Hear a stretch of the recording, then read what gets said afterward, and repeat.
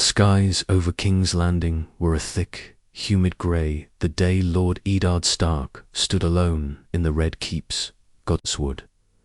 His sword, Ice, was sheathed on his back, but it felt heavier than usual, like the weight of the truth was pulling it down. He had just left Grand Maester Purcell's chambers, and what he had learned there made his blood run cold. Jon Arryn hadn't died of illness. No, someone had silenced him before he could speak, and Ned now understood why. The book, the damned lineage book Jon had clutched in his final days, told the truth. Robert's supposed children were not his. Blonde of hair, like their mother, not a trace of Baratheon black in them.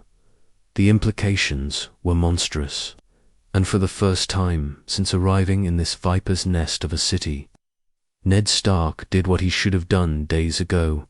He acted. He didn't wait. He sent a message, guarded and coded, to King Robert, who was away hunting in the Kingswood. Not through messengers who could be bought or bribed, but by Seer Barristan Selmy, himself one of the few men Ned trusted to put honor before politics.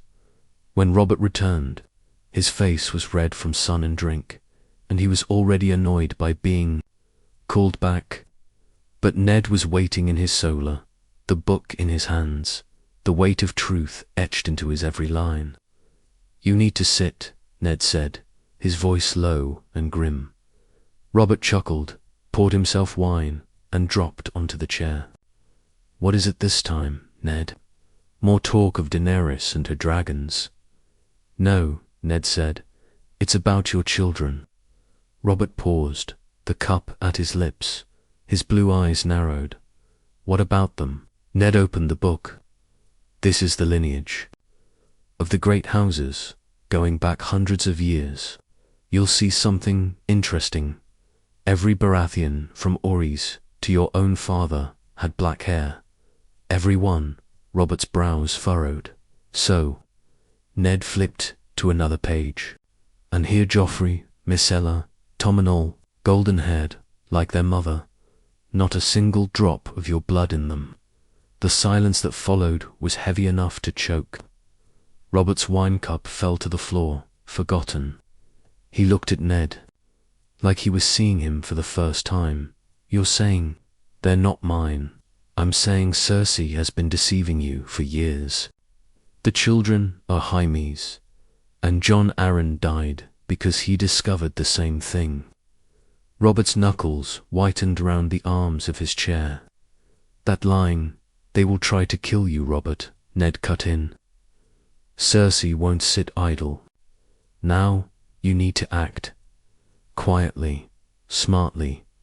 We must remove her and her children before she strikes first." But Robert Baratheon wasn't a quiet or smart man, not when his blood was boiling. "I'll kill them all," he bellowed. You'll die if you go at them head-on," Ned said sharply. "This city is theirs. You need allies. Plan it carefully. You have the loyalty of the North. Stannis must be summoned. He is your true heir. We need him." Robert rose, pacing. He looked like a man torn in two. "Gods, my whole life I've been raising another man's spawn, loving them." His voice cracked at that last part. Ned didn't reply. There was nothing to say. Finally, Robert stopped. "I'll send word to Stannis. I want the Queen confined. No noise, no blood." "Not yet. You'll handle it, Ned. I trust no one else." It was that trust that would become the deciding factor in the fate of the Seven Kingdoms. Ned Stark moved. Fast. Time, he knew, was a blade already falling. The Queen would notice Robert's sudden silence, his changed gaze, his short temper. She was no fool. She had kept this secret for years in a den of schemers and murderers. Ned's first order was to send word north, to Winterfell. Maester Luwin would know what to do, and more importantly, Robb would prepare the North for war. If needed, he hoped it wouldn't come to that. Then he met with pettier Baelish. "I need the city watch under my control," Ned said, voice firm. Littlefinger smiled thinly.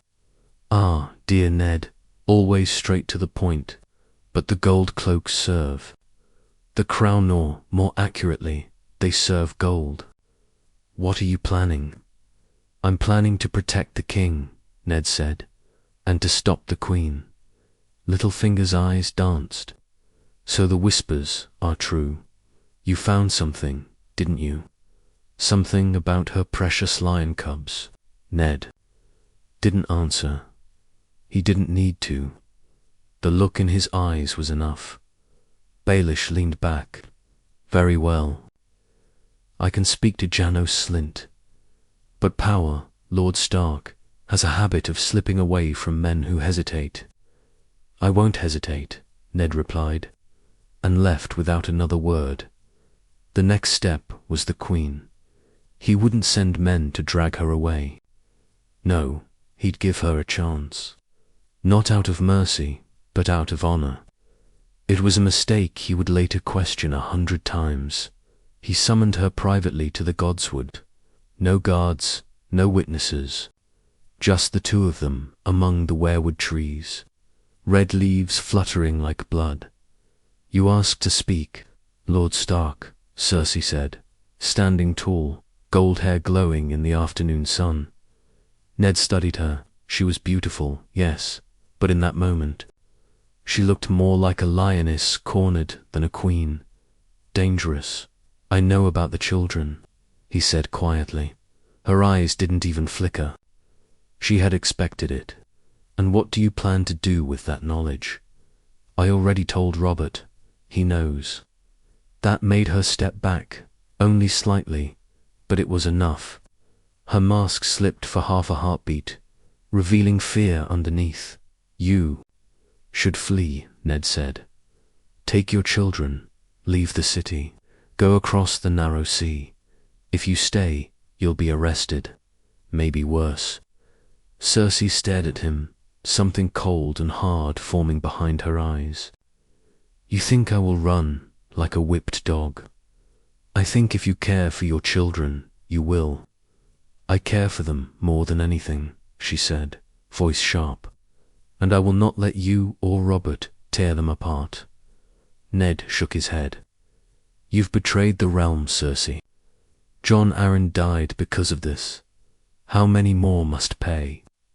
She stepped closer, inches from him now. "When you play the Game of Thrones, Lord Stark, you win or you die." She paused. "You think Robert is strong enough to protect you? He's weak, drunk, he'll fall." And with that, she turned and left the Godswood, her cloak swaying behind her like a shadow. That night, Robert called a small council meeting. Stannis had been summoned. Varys was watching everything like a hawk. Renly was nervous, twirling his dagger. Pycelle droned about the balance of the realm. Ned stood beside Robert. "We act now," he told the council. "The queen is to be confined, the children removed from the line of succession, and Stannis crowned heir. But Varys warned, move too soon and the queen might strike first. Her father controls half the realm's armies. Her brother commands the king's guard." "Don't care," Robert roared. "She lied to me. Let the Lannisters come." It was war now, whether they wanted it or not. The following morning, the Red Keep was a hive of whispers. Servants scurried faster, guards glanced over shoulders, and the small folk in Flea Bottom sensed the tension hanging in the air. War hadn't yet reached them, but something was shifting. In King's Landing, shifts like that usually meant blood. Ned Stark stood at the window of his solar, watching the sunrise spill gold across the rooftops. He had barely slept. His Menseer Jory, Fat Tom, and the rest stood posted with their hands on hilts. They knew things had changed. Then came a knock. Seer Barristan entered. The Queen is refusing to be confined, my lord. She has locked herself in her chambers with Seer Jaime and refuses all orders. Ned's jaw clenched. And the king, in the throne room, waiting for you. Robert Baratheon was not the same man who had drunkenly sung Bodhi songs in the royal gardens a week ago. He sat on the iron throne, not lounging, but upright, grim-faced, the great warhammer resting beside him. Ned approached, and Robert nodded once. "She won't come," Robert said. "Not unless I drag her out myself. And my own sworn brother, points a blade at my guards. The city watches us like a crow over a battlefield. You have to make an example," Ned said. "If you don't act now, you'll lose the city." Robert's eyes were glassy with rage, but also shame. "I raised those children, called them mine. Gods help me, Ned. What have I become?" "A man betrayed," Ned said gently, "but not a broken one. You still have your honor. Now show your strength." By midday, the royal order was sent. Cersei Lannister was to be arrested and brought before the king. The gold cloaks surrounded her quarters, but she had prepared for this. Jaime Lannister was not wearing his white cloak that day he wore armor. The fight was short, but not bloodless. 2 gold cloaks fell, their throats slit by Jaime's fast blade. But the others outnumbered. He was disarmed, beaten, and dragged away, snarling. Cersei came without a word, dressed in black, eyes burning, in the throne room. Robert couldn't even look at her. "You could have come to me," he muttered. "You could have told me the truth. And have you killed me," she spat. "You would have smashed my skull in like you did." "Regards, you insult me with that comparison," he said, voice trembling. "He stole Lyanna. I protected my children," she shouted. From your neglect, your drunken rages. You call me traitor. You never even saw them as real. You only saw her in your dreams." Robert stood and turned away. "Take her to the dungeons." As the gold cloaks grabbed her, she didn't scream. She didn't cry. She only looked at Ned Stark and whispered, "You think this ends with me in chains?" And then she was gone. But the storm hadn't passed. That night, ravens flew from the Red Keep in every direction, some from Ned to warn and prepare, and some from Cersei's hidden allies who were still inside the keep. Tyrion Lannister was already on the road back from the Vale when he received a raven sealed in crimson wax. He read it once, and his smile vanished. At Casterly Rock, Tywin Lannister crushed a goblet in his hand as he read the news. His daughter arrested, his son beaten, his grandchildren declared illegitimate. The insult to his house was too great to ignore. He summoned his bannermen. "The Starks have overstepped," he growled. "The North will bleed for this." And so, war drums began to beat from the west, echoing across rivers and valleys, heading toward King's Landing. The first true sign of war wasn't a battle, but the sudden silence from the west. Ravens sent to Casterly Rock went unanswered.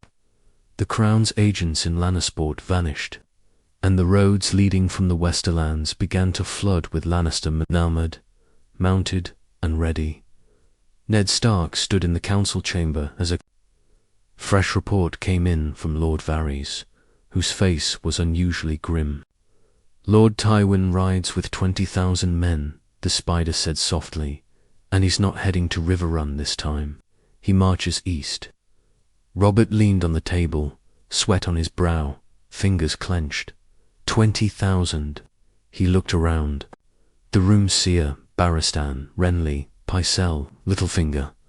"We don't have that here in the capital." "We have the City Watch," Renly said, though he sounded unsure. "And the King's Guard. The Watch will protect the streets, not..." The throne, Ned replied. And half the king's guard is Lannister blooded or bought. What of Stannis? Robert asked. He sails from Dragonstone, Ned said, with his fleet, but we don't know when he'll arrive. Robert slammed a fist down. Damn this all. I should have killed Tywin after the sack of King's Landing. Instead, I gave him honors. You gave him your crown, Ned said. The room went quiet. That night, Ned met with Seer Barristan privately. The old knight was shaken, but still resolute. I need your help, Ned said. If Tywin comes, and Cersei still has loyalists in the city, we'll be fighting inside and out. We need to prepare the defenses. You have my sword, Barristan said. But no, this Sif, the king falls, the city burns. Meanwhile, in the Red Keep's dark dungeons, Cersei Lannister sat alone. Her once perfect hair was tangled. Her hands were chained, yet her eyes remained fierce. She wasn't beaten, only waiting. Then Varys came to her, whispering words like, "Knives, your father marches," he said, "and you, my lady, are the spark in the tinderbox." She smiled. Good. Let them feel fire for once. Tyrion arrived at the gates of the capital 5 days later, demanding entry. Ned met him personally at the gates with Seer Jory and a dozen men. You'll be treated as a guest, Ned said, but not as a friend. Tyrion dismounted with a tired grunt. That's more than I expected, to be honest. How is, dear sister? And my charming brother, alive, for now. Inside the walls, Tyrion did not waste time. He sent letters. He met with gold cloaks. He found cracks in the court like a rat sniffing out poison. And what he learned terrified even him. My father will not stop, he told Varys over wine. Not for Robert, not for you. If you've cornered him, he'll come with fire and iron. And then came the Raven. Tywin Lannister had crossed the Black Water. Rush, he was only days from the city. Robert held a war council that night. His hands trembled. The king of Westeros looked older than his years, and he made a decision few expected. I ride out to meet him, he said. With what men we have, I won't let that golden bastard take my city. You ride into death, Renly said. Robert turned to Ned. Will you command the defense? Ned didn't hesitate. I will, the king nodded. Then hold the capital. If I fall, hold it until Stannis arrives. Don't let the lions in. The next morning, Robert Baratheon rode from the gates of King's Landing with the remnants of the Crown's army at his back. Seer Barristan went with him, as did Renly and a few trusted bannermen. Ned Stark watched them go, heart heavy. He didn't know if he'd ever see Robert again. The land between the Black Water and the King's Road turned red within days. Robert Baratheon, once the fury of the rebellion, now found himself face to face with the man he should have crushed years ago, Tywin Lannister. Their armies met in the fields near Wendwater. Robert had 10,000 hastily gathered knights, levies from the Crownlands, and remnants from the Stormlands. Tywin had nearly double that number, drilled, armored, and moving with the cold precision of a man who knew. The price of delay. Robert did not wait for formalities. He struck first. The Baratheon charge, led by the king himself and Seer Barristan's army, shattered Tywin's forward lines in a thunder of hooves and iron. The Lannister centre buckled, and for a moment it seemed the gods had granted Robert one last burst of glory, but Tywin had laid his trap well. From the wooded flanks came fresh riders, Cavan Lannisters. Menand, the Baratheon forces were flanked. What began as a triumph turned into a slaughter. Robert fought like a man possessed, smashing through knights, swinging his warhammer like he had on the trident. But even fury has limits. When the sun fell, Robert was dragged from his horse, wounded and half-conscious. Seir Barristan was cut down beside him, covered in blood and armor broken. The last sight Robert saw before darkness claimed him was Tywin Lannister, sitting calmly on his horse, watching as the King of Westeros was shackled like a prisoner. The Raven reached King's Landing the next day. Ned read the letter in his chambers, alone. He stared at the words for a long time, hands shaking. King Robert captured. Seir Barristan presumed dead. Renly escaped. The city teetered. Pycelle called for surrender. Littlefinger offered bribes to both sides. Varys vanished for a full day. And in the dungeons, Cersei Lannister laughed until she choked. "You thought you could break House Lannister," she said when Ned visited her. "You don't know us, Stark. We don't bend. We don't forget." Ned stood in silence, fury burning low in his gut. "Your father has captured the king. That doesn't make him king." "No," Cersei said, "but it makes you a dead man walking." The Goldcloaks were restless. Half had family in the west. Tywin's messengers offered gold, pardons, and lands to any man who opened the city gates. Inside the Red Keep, the tension thickened like a winter fog, and then another raven came. Stannis Baratheon had landed. His ships filled Blackwater Bay. His banners flew high fury, hearts and crowned stags. He marched under the banner of the true heir, not for Robert, not for revenge, but for the throne. Ned stood atop the walls of the Red Keep, watching as Stannis' forces approached from the east, and Tywin's forces closed in from the west. King's Landing was now the eye of a storm. Inside the castle, the Queen was in chains. Outside the walls, two armies claimed the right to rule. And in the middle of it all, Ned Stark held the capital in the name of a king who was no longer free. The bells of King's Landing stopped ringing. The city had grown too tense for music, too fragile for routine. Every corner smelled of smoke and sweat. The small folk were terrified. They didn't know who the true king was anymore. They didn't care. All they knew was that war was at their doorstep. Ned Stark stood before the Iron Throne, not sitting on it, not touching it. He wouldn't even look at it for long. That twisted chair of blades and lies wasn't meant for men like him. He was no conqueror, just a man trying to keep a broken realm from splitting in two. Stannis Baratheon sent a raven, cold and precise. "Open the gates. I claim the throne by right of blood. Bend the knee, Lord Stark, and I will name you protector of the realm." Ned didn't answer right away.